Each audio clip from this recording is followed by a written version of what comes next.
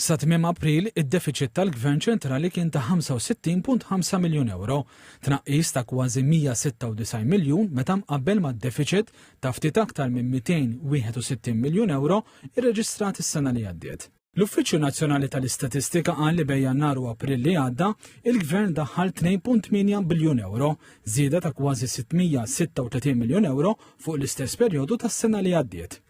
L-akbar żidiet fi dħul ġew mit-taxxa ta' dħul, il-VAT u l-otjiet.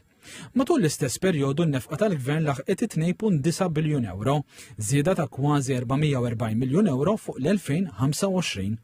L-NSO qal li l-akbar parti taż-żieda fin-nefqa kienet marbuta mal-programmi u l-inizjattivi tal-Gvern. Fost l-akbar żidiet kien hemm 60.6 miljun euro aktar benefiċċji soċjali, 17.7 miljun euro aktar fuq il-mediċini u materjal kirurġiku u 16.6 miljun euro fuq il-miżuri ta' għajnuna għall-enerġija. In-nefqa kapitali tal-Gvern laħqet il-237 miljun euro b'investiment akbar fit-toroq u fit-tieni interconnector bejn Malta u Sqallija. L-NSO żied li fuq medda ta' sena id-dejn tal-Gvern ċentrali żdied b'1.14 biljun euro għal 11.9 biljun euro. L-NSO qal li l-akbar sehem f'din iż-żieda kien dovut l-aktar għal ħruġ ta' stoks tal-Gvern u kambjali tat-Teżor.